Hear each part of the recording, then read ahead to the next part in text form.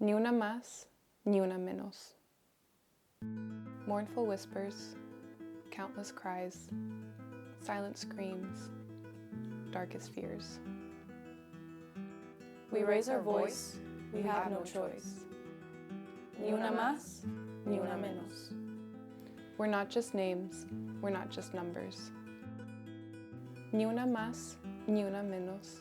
Contra nuestros cuerpos, nunca más. Por eso, más que nunca, vivas nos queremos. We want to live, we want to live.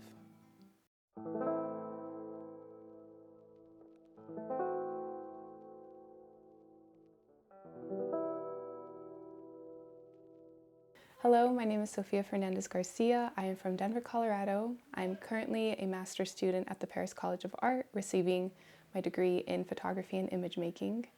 My final degree project is titled Ni Una Más, which is a project dedicated to raising awareness on femicides in Mexico City.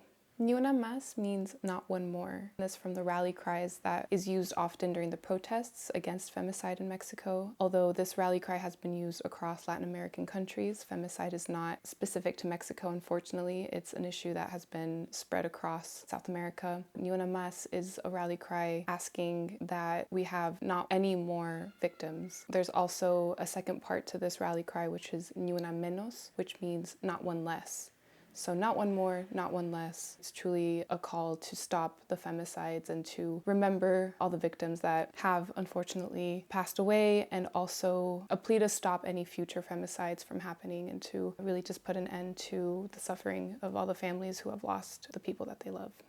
I think the first time that I really started to understand the depth of femicides in Mexico was when I was speaking to a family member, one of my aunts who lives in Mexico City, and she was just describing all of the different precautions that she has to take living in such a dense city, just making sure that she's doing everything she can to keep herself safe and protected. And from that, the conversation stemmed to all of the femicides that were happening, all of the current things that were happening in the news, and that's what really brought my attention. Like, once I felt that my family was feeling the impact of the femicides, I think that's when I started to become really passionate about learning more about this issue. The first time I started to hear about the femicides and really understand the depth of what was happening, I felt that I could relate on some level. This project is truly an extension of a personal experience with violence, and just really wanting to have a platform where I can use my experience to help other women who are facing danger. I feel that I've been frustrated with my own experience for a long time. I haven't really known what to do with that frustration, but this project has really empowered me to use that experience for something bigger than myself. It's really inspired me to reach out to the women in my life, to reach out to different artists, to different people, both men and women, to hear their thoughts and perspectives on the issue, not just femicides, but violence against women in general, and start brainstorming different ways to combat that and just make a change. That's the overall goal for this project, is to really start making art that goes beyond the gallery space.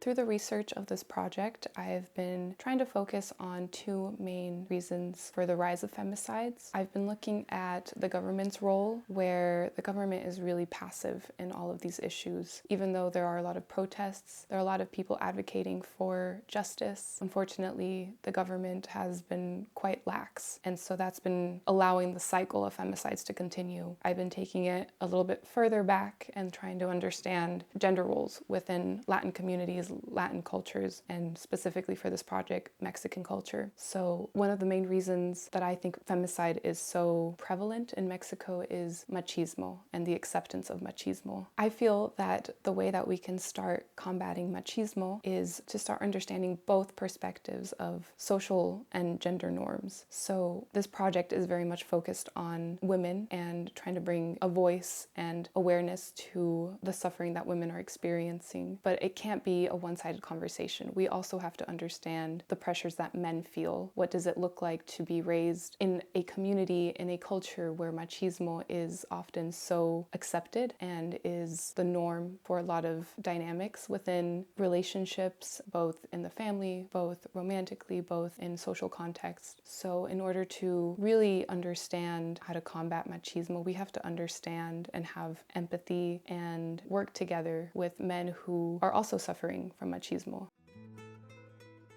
So papel picado is traditionally used for Day of the Dead, which is a celebration in Mexico where we celebrate the passing of our loved ones. It's a day to remember the people that we miss.